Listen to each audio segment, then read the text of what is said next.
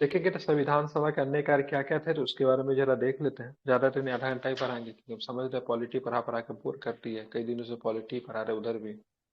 चिंता मत की, जल्दी अब बताओ हिस्ट्री में कौन सा सेक्शन शुरू करूँ? मॉडर्न तो चल ही रहा, साथ में एनिसेंट भी शुरू कर दो या फिर मेडिवल भी शुरू कर दो? मन है क्या? कि बहुत मेडिवल लोगों का कर दीजिए मतलब सर। मेडिवल या फिर एनिसेंट, क्योंकि सेट बनाने बोले तो एनिसेंट में दिक्कत हो रहा है, जो बोलोगे सो शुरू कर देंगे मैं। एनसीएंट ही कर दीजिए सर अभी। वो तो एक बार हो अच्छा। चुका है, लुसेंट में तो हो ही गया है।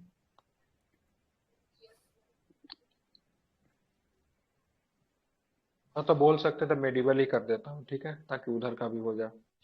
जी सर। एनसीएंट संविधान के लेकिन हम निर्माण। लोग सर नहीं बन रहा, आप दे रहे हैं तो। ठीक है चलो पढ़ा एनिसेंट ही पढ़ा दीजिए दूंगा, ठीक यही है। करना है।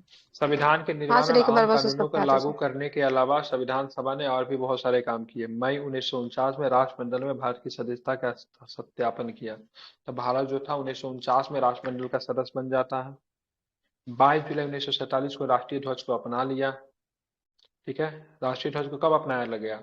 22 जुलाई 1910, 24 जनवरी 1950, 24 जनवरी 1950, 24 जनवरी 1950। राष्ट्रीय गान, राष्ट्रीय गीत राजेंद्र बाबू।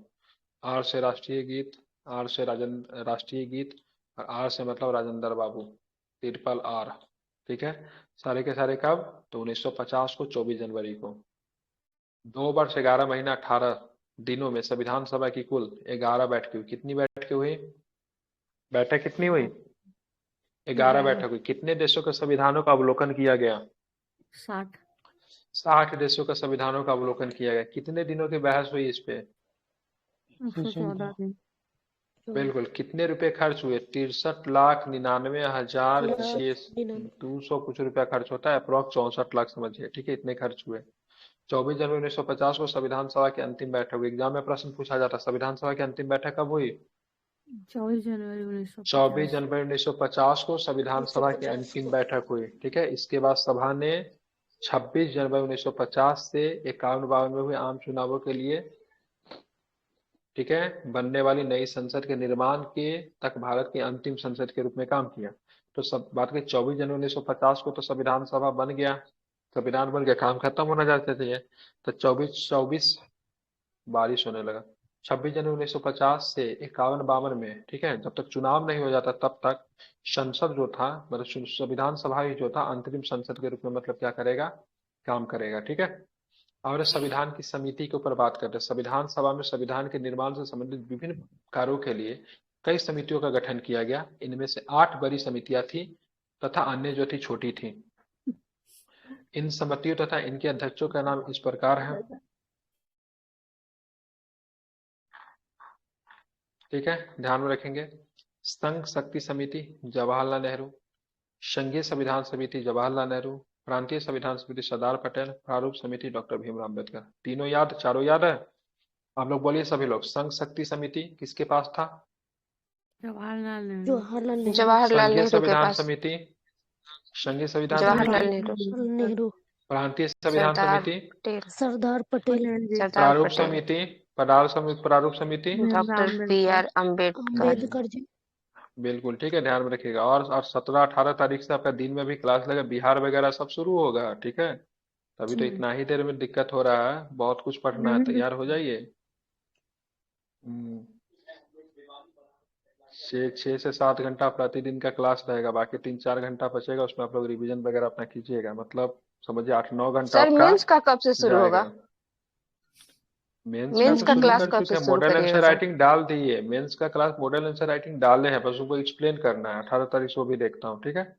एक्सप्लेन करूंगा फिर लिखवाना शुरू करूंगा, ठीक है। तब तक हम डाले हैं, तब तक जो डाले उसको आप लोग पढ़िए तो कम से कम। मौलिक अधिकार, अल्पसंख्यक एवं जनजातियों तथा बहिष्कृत क्षेत्रों के लिए सलाहकार समिति, कुछ तो समझ में नहीं आ परामर्शदाता समिति सरदार पटेल के अंदर था। सरदार पटेल के अंदर बहुत सारा था, मौलिक अधिकार था, अल्पसंख्यक एवं जनजातियों तथा बहिष्कृत क्षेत्रों के लिए सलाहकार समिति, सारे के सारे सरदार पटेल जी के। इन समिति के अंतर्गत निम्नलिखित 5 उप समिति थी। ये परामर्शदाता समिति जो था ना, इसके अंतर्गत 5 उप समिति। जब मौलिक अधिकार के उप समिति जेबी कृपलानी के पास, अल्पसंख्यक उप समिति एस सी मुखर्जी के पास, उत्तर पूर्व सीमांत जनजातीय क्षेत्र असम को छेड़कर तथा आंशिक रूप से छोड़े गए क्षेत्र में समिति की बात की गोपीनाथ बारडोलोई, ठीक है। छोड़े गए एवं आंशिक रूप से छोड़े गए क्षेत्र असम में सिंचित क्षेत्रों के अलावा के लिए उप समिति जो थे एबी ठक्कर, ये इंपॉर्टेंट है, कई बार पूछ देता। एबी ठक्कर जो था ना, छोड़े गए एवं आंशिक रूप से छोड़े गए क्षेत्र असम से सिंचित क्षेत्रों के अलावा जो था एबी ठक्कर के पास था। और इनके पास था उत्तर पूर्व सीमांत जनजातीय क्षेत्र असम को छोड़कर तथा आंशिक रूप से छोड़े गए क्षेत्र के लिए जो थे उप समिति जो थे गोपीनाथ बारडोलाई। ये एबी ठक्कर गोपीनाथ बारडोलाई जो थे, ध्यान में इसको रखिएगा, इस उत्तर पूर्वी सीमांत राज्यों से संबंधित है। उत्तर पश्चिम फ्रंटियर जनजाति क्षेत्र में उप समिति भी बनी थी। प्रक्रिया नियम समिति की बात करें, राजेंद्र बाबू के पास प्रक्रिया नियम समिति था। राज्यों के लिए समिति, राज्यों से समझौता करने वाली समिति के हेड जो थे जवाहरलाल नेहरू थे। संचालन समिति की बात करेंगे तो डॉक्टर राजेंद्र बाबू ही संचालन करते थे, क्योंकि अध्यक्ष थे, इसलिए संचालन समिति इनके पास था। नियम कौन बनाते थे? जो अध्यक्ष रहेगा वही नियम बनाएगा, तो राजेंद्र बाबू के पास यही था। अब बहुत सारा छोटी समिति भी थी। वित्त एवं कर्मचारी, वृत्त एवं कर्मचारी स्टाफ समिति राजेंद्र बाबू के पास। क्रेडेंशियल समिति, ठीक है, प्रत्यायक समिति या फिर क्रेडेंशियल समिति का अल्लादी कृष्ण स्वामी। सदन समिति पट्टाभी सीतारमैया। कार्य संचालन समिति के एम मुंशी। ये इंपॉर्टेंट है। राष्ट्र ध्वज संबंधी तथर समिति राजेंद्र बाबू, याद कर लीजिए, राष्ट्र ध्वज संबंधी तथर समिति राजेंद्र बाबू। संविधान सभा के कार्यों के लिए समिति की बात करेंगे जीबी मावलंकर। सर्वोच्च न्यायालय की तथर समिति, ठीक है, ध्यान में, ये बहुत इंपॉर्टेंट है, ठीक है। सर्वोच्च न्यायालय के लिए एक तथर समिति चली थी जो कि एस बर्दाचारी, ये संविधान सभा के सदस्य नहीं थे, ये संविधान सभा के सदस्य नहीं थे, लेकिन इनके अंतर्गत एस बर्दाचारी जो थे एकमात्र ऐसे व्यक्ति थे जिनको एक सभा का मतलब एक समिति का, ठीक है, अध्यक्ष तो बनाया गया, लेकिन वह मतलब संविधान सभा के सदस्य नहीं थे। क्या नाम था? एस बर्दाचारी। मुख्य आयुक्त के प्रांतों के लिए समिति की बात करेंगे तो बी पट्टाभी सीतारमैया। मुख्य आयुक्त के प्रांतों के लिए समिति की बात करेंगे तो बी पट्टाभी सीतारमैया। संघीय संविधान के वित्तीय प्रावधानों से संबंधित समिति की बात करें नलिनी रंजन सरकार, जो कि सभा के सदस्य नहीं थी, ये भी ध्यान में रखिएगा। संघीय संविधान के वित्तीय प्रावधानों से संबंधित समिति जो थी नलिनी रंजन सरकार थी। नलिनी रंजन सरकार जो कि सभा की जो कि ये भी सभा की समिति, सभा की मतलब संविधान सभा के सदस्य नहीं थे। भाषाई प्रांत आयोग एसके डार आगे भी बनता है, ये भी मतलब क्या थे? जो कि सभा के सदस्य नहीं थे, एसके डार। प्रारूप संविधान की जांच के लिए विशेष समिति नेहरू जी के पास था। प्रेस दीर्घा समिति की बात करेंगे, प्रेस उषा नाथ सेन हो जाएगी। नागरिक पे तथर समिति की बात एस बर्दाचारी, जो कि ऑलरेडी बता चुके सभा के सदस्य नहीं थे। प्रारूप समिति में बात करेंगे, संविधान सभा की सभी समितियों में सबसे ज्यादा महत्वपूर्ण प्रारूप समिति थे। इसका गठन कब हुआ? 29 अगस्त 1947 को हुआ। प्रारूप समिति का गठन कब हुआ? 29 अगस्त 29 अगस्त 1947 1947 को को वह हुआ था। समिति थी, यह वह समिति थी जिसे नए संविधान का प्रारूप तैयार करने के लिए जिम्मेदारी सौंपी गई थी। इसमें कितने सदस्य थे? 7 सदस्य थे, ठीक है। लेकिन ठीक है, किसको? अम्बेडकर जी को लेके, मतलब इस समिति में कितने सदस्य थे? 7 सदस्य थे। जी क्या क्या काम था? डॉक्टर भीमराव अम्बेडकर जो थे इसके अध्यक्ष थे। गोपाल स्वामी अयंगर थे। अल्लादी कृष्ण स्वामी अय्यर थे। डॉक्टर के एम मुंशी थे। सैयद मोहम्मदुल्लाह सदुल्ला थे। सैयद मोहम्मद सदुल्ला थे। एन माधव राव आते हैं जो कि बीएल मित्र की जगह ली थी। उन्होंने स्वस्थ कारणों से त्याग दिया। बीएल मित्र जो थे त्यागपत्र दे दिया था, उनके जगह पे, ठीक है, एन माधव राव आए थे। टीटी कृष्णाचारी आते हैं क्योंकि 1948 में डीपी खेतान की मृत्यु हो गई, तो उनके जगह पे टीटी कृष्णमाचारी आते हैं। आप बीटी कृष्णाचारी की बात करेंगे तो संविधान सभा का उपाध्यक्ष भी थे। बीटी, ये टीटी है, ठीक है, ध्यान में रखेंगे। विभिन्न समितियों के प्रस्तावों पर विचार करने के बाद प्रारूप समिति ने भारत के संविधान का प्रारूप तैयार किया। इसे फरवरी 1948 में प्रकाशित किया गया। भारत के लोगों को इस प्रारूप पर चर्चा करने और संशोधन का प्रस्ताव देने के लिए 8 माह का समय दिया गया, ठीक है। लोग जो थे पत्र के माध्यम से यहाँ पे अपनी चीजों को भेज सकते थे। लोगों की शिकायतें, आलोचनाएं और सुझावों के परिप्रेक्ष्य में, ठीक है, प्रारूप समिति ने दूसरा प्रारूप तैयार किया, जिसे अक्टूबर 1948 में प्रकाशित कर दिया गया। प्रारूप समिति ने अपना प्रारूप तैयार करने में 6 माह से भी कम समय लिया और इस दौरान कुल 141 बैठक हुई। प्रारूप समिति के प्रारूप तैयार करने में कितने? 141 बैठक लगे। अब पूरे संविधान सभा पे कितने बैठक हुई?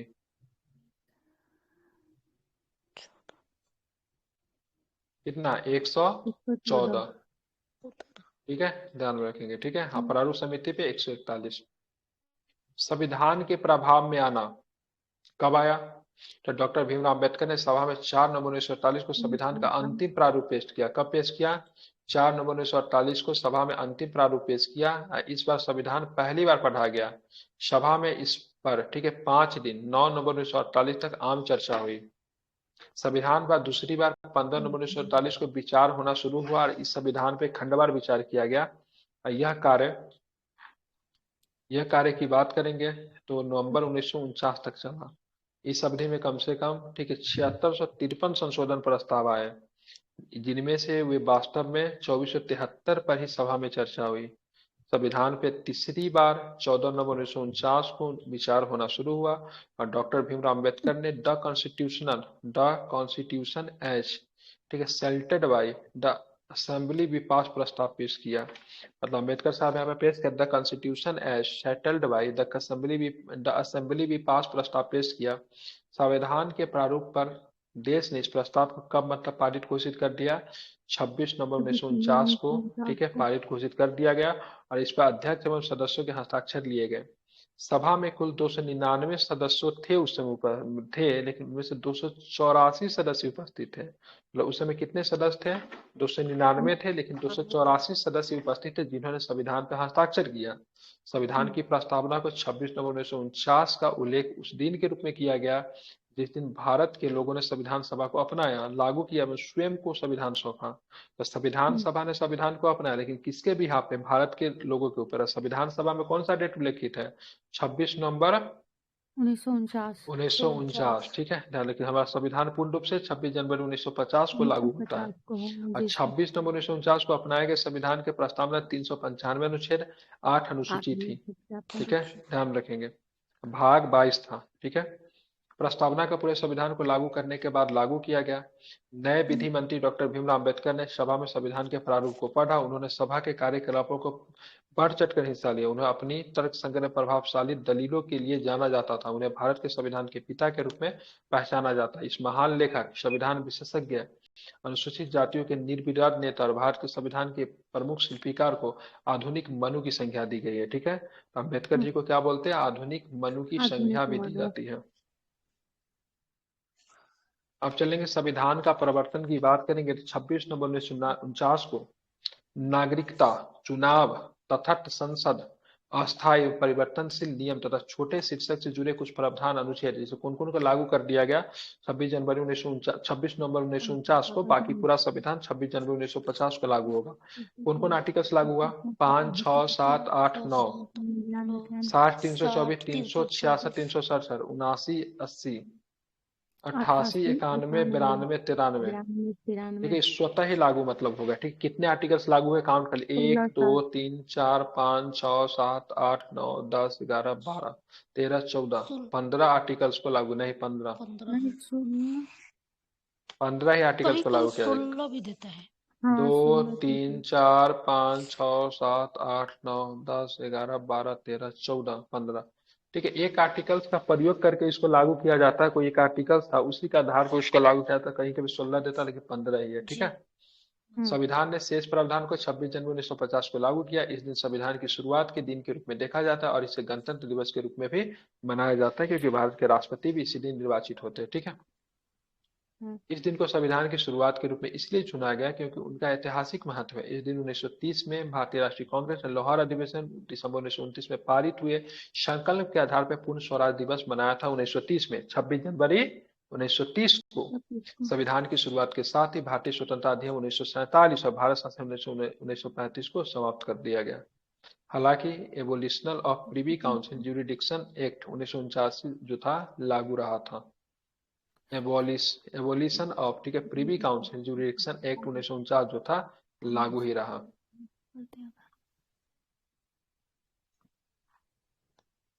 आप देखेंगे यहाँ पे कांग्रेस की विशेष समिति कौन कौन था, जबकि संविधान टूट गया क्या? ठीक है सर। कांग्रेस की विशेष समिति, जबकि संविधान सभा के लिए चुनाव हो रहे थे 8 जुलाई 1946 को, कांग्रेस पार्टी ने संविधान सभा के मसौदे तैयार करने के लिए विशेष समिति का गठन किया। इसके सदस्य की बात करेंगे जवाहरलाल नेहरू, आसफ अली, के एम मुंशी, गोपाल स्वामी अयंगर, के टी सेठ, गाडगिल साहब, हुमायूं कबीर, ये संथानव। बाद में सभापति के प्रस्ताव पर कृष्ण कृष्ण कृपलानी को समिति के सदस्य एवं संयोजक के रूप में सहयोजित एवं शामिल कर लिया गया। समिति की 2 बैठकें हुई। पहली बैठक 20 से 22 जुलाई 1940 को, दूसरी बैठक 15 से 17 अगस्त को बंबई में। कांग्रेस का है, कांग्रेस की विशेषज्ञ बैठी है, इसको संविधान सभा से कोई लेना देना नहीं है, ठीक है, ध्यान में रखिएगा, बस इसको समझ लीजिए। सदस्यों द्वारा अनेक टिप्पणियां तैयार करने के साथ साथ समिति ने संविधान सभा में अपनाई जाने वाली प्रक्रियाओं, विभिन्न समितियों की संविधान सभा द्वारा नियुक्ति के प्रश्नों तथा संविधान सभा के पहले सत्र में, ठीक है, संविधान के सदस्यों पर संकल्प पत्र को प्रारूप की चर्चा की गई। संविधान निर्माण में समिति की भूमिका पर प्रकाश डालते हुए एक ब्रिटिश संविधानविद, इनका नाम क्या है, ग्रेनविल ऑस्टिन ने लिखा है। ये गलती है, ब्रिटिश नहीं था, ये अमेरिकन था ये सर, एक बार चेक कीजिएगा, ग्रेनविल ऑस्टिन सर्च कीजिएगा जरा क्या लिखा हुआ। ठीक है, यह कांग्रेस की, ठीक है, विशेषज्ञ समिति थी जिसे वर्तमान संविधान की उपलब्धि तक भारत को पहुंचाया। अमेरिकन लिखा ठीक हुआ है, है मेरे में। हम्म, अमेरिकी संविधानविद ग्रेनविले ऑस्टिन ने लिखा, ये लिखा हुआ है मेरे बुक में। मेरे पास कौन सा पीडीएफ है, इसमें कुछ कुछ चीजें गलती दी हुई है। समिति के सदस्यों ने कैबिनेट मिशन की स्कीम के तर्ज पर काम करते हुए स्वायत्त क्षेत्र, केंद्र एवं प्रांतीय सरकारों की शक्ति आदि पर एक सामान्य सुझाव निर्मित किया। उन्होंने एक संकल्प पत्र भी प्रारूपित किया। उद्देश्य संकल्प ऑब्जेक्टिव रेजुलेशन से बिल्कुल मिलता जुलता था। तो कांग्रेस के अंदर भी मतलब ये सारी चीजें बनी थी और इसी के आधार पे, ठीक है, इसी के आधार पे, ठीक है, बात करेंगे आगे चल के, संविधान सभा भी बनता है, कांग्रेस ने भी इससे मिलता जुलता था। अब संविधान सभा की आलोचना भी होती है। आलोचकों ने विभिन्न आधारों पर संविधान सभा की आलोचना की। ये आधार कौन कौन सा है तो देखेंगे। तो सबसे पहले ये प्रतिनिधि निकाय नहीं थी। आलोचकों ने दलील दी कि संविधान सभा प्रतिनिधि सभा नहीं थी क्योंकि इसके सदस्यों का चुनाव भारत के लोगों द्वारा वयस्क मताधिकार के आधार पर नहीं हुआ था। जो बात हम लोग पहले आपको समझा चुके हैं, मतलब जनता ने इसमें चुनने में पार्टिसिपेट नहीं किया था, प्रांतों से चुनकर आए थे, लेकिन प्रांतों में लोग कहाँ से गए थे, उसको जनता के द्वारा चुना गया था। संप्रभुता का अभाव था। आलोचकों का कहना है कि संविधान सभा एक संप्रभु निकाय नहीं थी क्योंकि इसका निर्माण ब्रिटिश सरकार के प्रस्तावों के आधार पर हुआ था। यह भी कहा जाता है कि संविधान सभा अपनी बैठकों से पहले ब्रिटिश सरकार से इजाजत भी लेती थी। समय की बर्बादी। आलोचकों के अनुसार संविधान सभा के इसके निर्माण की जरूरत से कहीं ज्यादा समय ले लिया। उन्होंने कहा कि अमेरिका के संविधान निर्माताओं ने 4 माह का में अपना काम पूरा कर लिया था। निराउद्दीन अहमद, संविधान सभा के सदस्य ने इसके लिए अपनी अवमानना दर्शाने के लिए प्रारूप समिति हेतु एक नया नाम का उन्होंने, ठीक, अपवाहन समिति कहा था। किसने कहा था प्रारूप समिति को अपवाहन समिति? किसने कहा? निराजुद्दीन अहमद ने कहा था। किसने कहा था? निराजुद्दीन अहमद ने, संविधान सभा के सदस्य ने, ठीक है, इसके लिए अवमानना दर्शाने के लिए प्रारूप समिति का नया नाम गढ़ा जिसको बोलते हैं अपवाहन समिति। मतलब समय बहुत ज्यादा मतलब खराब किया। कांग्रेस का प्रभुत्व था। आलोचकों का कहना है कि संविधान सभा में कांग्रेस का प्रभुत्व था। अब ब्रिटेन के संविधान, ब्रिटेन है, यूएसए के विशेषज्ञ ग्रेनविल ऑस्टिन ने टिप्पणी की संविधान सभा एक दलीय देश का एक दलीय निकाय है। सभा ही कांग्रेस है और कांग्रेस ही भारत है। ठीक है, ये स्टेटमेंट किसका है? तो ग्रेनविल वेस्टिल का। मतलब सभा ही कांग्रेस था और कांग्रेस ही भारत था। वकीलों और राजनीतिक का प्रभुत्व की बात करेंगे तो ये भी कहा जाता है कि संविधान सभा में वकीलों और नेताओं का बोलबाला था। उन्होंने कहा कि समाज के अन्य वर्गों का पर्याप्त प्रतिनिधित्व नहीं था। उनके अनुसार संविधान के आकार और उनकी जटिल भाषा के पीछे ये भी यही कारण था। बहुत सारे वकील लोग थे इसमें, इसलिए भारतीय संविधान को वकीलों का स्वर्ग भी कहते हैं। ठीक है, क्योंकि संविधान को ज्यादा बनाने वाले लोग जो थे वकील भी थे। ठीक है, ध्यान में रखेंगे। हिंदुओं का प्रभुत्व। कुछ आलोचकों के अनुसार संविधान सभा में हिंदुओं का वर्चस्व था। लॉर्ड विस्काउंट ने इसे हिंदुओं का निकाय कहा है। किसने मतलब इसे हिंदुओं का निकाय कहा है संविधान सभा को? तो लॉर्ड विस्काउंट ने इसे हिंदुओं का निकाय कहा। किसने संविधान सभा को कहा है? इसका मतलब क्या? संविधान सभा कांग्रेस थी, कांग्रेस ही संविधान सभा थी। किसने कहा है? किसने कहा है? लॉर्ड विस्काउंट ने। नहीं, यही पर है अभी। ग्रेनविल ऑस्टिन बोलता है। कहाँ ध्यान रहता है आप लोग का? सभा ही कांग्रेस और कांग्रेस ही भारत है। किसका? Granville Austin. ठीक है, विस्काउंट ने क्या कहा? विस्काउंट ने कहा है हिंदुओं का निकाय। लॉर्ड विस्काउंट ने से हिंदुओं का निकाय कहा कि हिंदुओं का प्रभुत्व था। संविधान सभा की निंदा कर रही है। ठीक है, अपवाहन समिति किसे का? प्रारूप समिति को अपवाहन समिति निजामुद्दीन अहमद ने। ठीक है। उसके बाद इसी प्रकार विंस्टन चर्चिल ने टिप्पणी की संविधान सभा ने भारत के केवल एक बड़े समुदाय का प्रतिनिधित्व किया। ठीक है। और आवश्यक तथ्य क्या, संविधान सभा द्वारा हाथी के प्रतीक को मोहर के रूप में अपनाया गया, याद रहेगा। Sir BN. राव को संविधान सभा के संवैधानिक सलाहकार या फिर कानूनी सलाहकार के रूप में नियुक्त किया गया। H.B.R. अयंगर को संविधान सभा का सचिव नियुक्त किया गया, इंपॉर्टेंट है। अयंगर साहब को संविधान सभा का सचिव नियुक्त किया गया, ठीक है, याद रखेंगे। एल.एन. मुखर्जी को संविधान सभा का मुख्य प्रारूप चीफ ड्राफ्ट कौन था, एल.एन. मुखर्जी था संविधान सभा का मुख्य प्रारूपकार, ठीक है, नियुक्त किया गया था। किसे किसे नियुक्त किया गया था, मुखर्जी साहब को, ठीक है। प्रेम बिहारी रायजादा भारतीय संविधान के प्रमुख सुलेखन थे, कैलीग्राफर थे, जिन्होंने संविधान को हाथ से लिखा था। किस भाषा में लिखा, इटैलिक। इटैलिक समझते हैं ना, इटैलिक कैसे होता है, भाषा होता है। नहीं नहीं, दे प्ले, अरे इटैलिक लैंग्वेज नहीं होता, जैसे मैं कुछ लिख के दिखा रहा हूँ, ठीक है, जैसे ग्रुप में देखिए, जैसे प्ले लिखा था, नॉर्मली हो गया, ठीक है। एक प्ले को मैं इसको इटैलिक में चेंज कर देता हूँ, ठीक है। ये देखिए, दोनों में अंतर दिख रहा है आपको।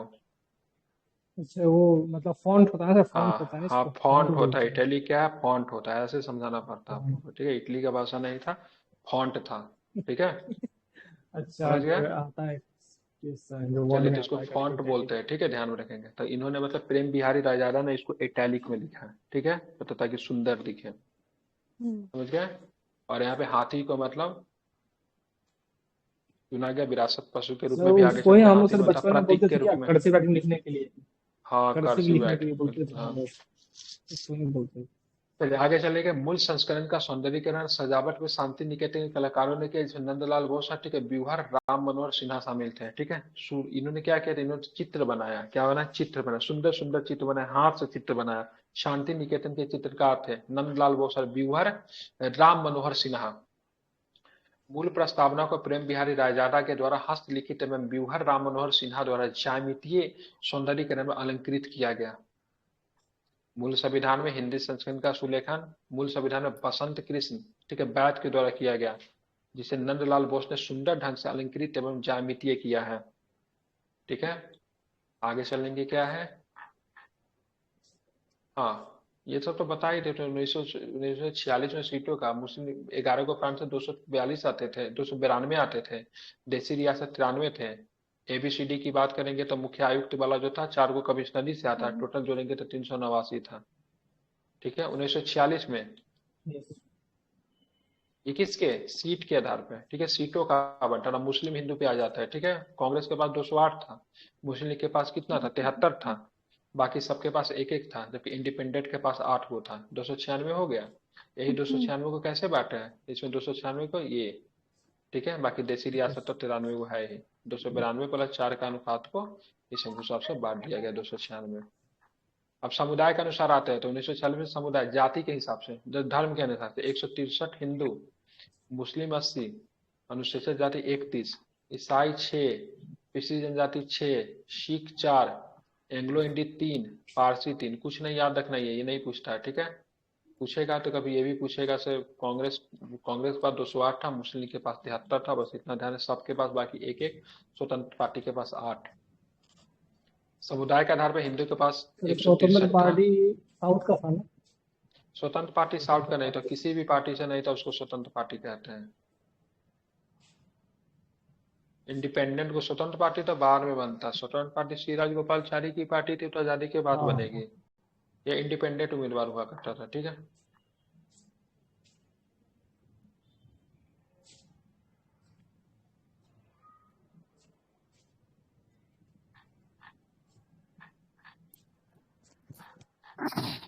इसको छोटा करना पड़ेगा। अब यहाँ पे देखिए कुछ, मतलब यहाँ पे इतना सारे बातें बता दिए। अब यहाँ पे देखेंगे 11 को प्रांत जो था कहाँ कहाँ से आता था, ठीक है। देखें कुर्ग जो है 11 को प्रांत से क्या क्या स्थिति थी उसके बारे में यहाँ पे दिया हुआ है। संयुक्त प्रांत से 55 को था, सबसे ज्यादा था, बस इतना ध्यान रखिए, विशेष नहीं आपको जानना है। संयुक्त प्रांत से कितना था, सबसे ज्यादा जो था यहीं पे था, ठीक है, ध्यान में इसको रखना। कहाँ थे इसमें, आप कहने क्लास में आए, बिहार से 36 था। बिहार से कितने थे? 36 थे। ठीक है, ध्यान में रखेंगे। अब हम लोग चलेंगे सबसे बड़ा जो आपका रियासत जो था उसमें कितना छोटे, सबसे बड़ा 7 को बड़ा, मैसूर में सबसे ज्यादा 7 को था। ठीक है, इतना नहीं याद रखना है। 55 को संयुक्त प्रांत में सबसे ज्यादा जो था सदस्यों की संख्या थी। भारतीय प्रांत ध्यान में रखेंगे। ए स्तर में, ए में कौन कौन थे? बिहार भी ए में ही आएगा। ठीक है, 12 को राज्यों को ए में शामिल। ये बी वाला भी था, देशी रियासत इसमें बी में रखा गया था, 70 था। टोटल 299 पूरी ही जाएगा। और क्या को सत्र हुआ था? 11 को सत्र हुआ। कितने सत्र हुआ? 11। अंतिम सत्र 14 से लेकर 26 नवंबर पर, याद रखिए। पहला सत्र 9 से लेकर 23 दिसंबर था। 9 तारीख से शुरू, 9, 11, 13, 23 तक चला। 9 से लेकर 23 दिसंबर तक पहला। अंतिम वाला 14 से लेकर 26 नवंबर तक। ठीक है, 24 जनवरी 1950 को पुनः बैठक, जबकि सदस्यों ने भारत के संविधान पे अपने हस्ताक्षर किए 24 जनवरी को ही। और उस समय कितने? 284 सदस्यों ने हस्ताक्षर किए थे। उस समय 299 सदस्य थे। अन्य संविधान निर्माता और संविधान के निर्माण में किया गया समय। अब देखेंगे, अब देख किस देश में संविधान बनने में कितना समय लगता है। संयुक्त अमेरिका के संविधान में मात्र 7 अनुच्छेद है, सबसे छोटा कुछ अब बना जाता है। ठीक है, 4 महीने से कम में बन गया। कनाडा का संविधान की बात करें, 147 अनुच्छेद है, 2 बार 6 माह। ठीक है, 2.5 वर्ष लगा। ठीक है, ऑस्ट्रेलिया के संविधान में 128 संविधान, इसको 9 वर्ष लग गए। ठीक है, ऑस्ट्रेलिया के संविधान को बनने में 9 वर्ष लग गए। 128 अनुच्छेद ही है। दक्षिण अफ्रीका में 153 है, इसको बनने में 1 वर्ष लगे। 4 माह से कम समय में दक्षिण अमेरिका का, संयुक्त अमेरिका का संविधान बन जाता है। ठीक है, अब इसको कुछ नहीं करना, आप लोग इसको पढ़ लीजिएगा और कुछ नहीं, ये चैप्टर आपका क्या होता है? समाप्त होता है। संविधान की प्रमुख विशेषता है। ठीक है, silent feature of the Indian constitution. ठीक है, हम लोग नेक्स्ट क्लास में देखेंगे। और इसी तरह आपकी पॉलिटी का एक चैप्टर और भी समाप्त होता है। इसका मैं नोट्स आप लोग को उपलब्ध करवा दूंगा। आज की क्लास की रिकॉर्डिंग में डाल दूंगा, जिनका छूट गया वो रिकॉर्डिंग अपना देख लीजिएगा।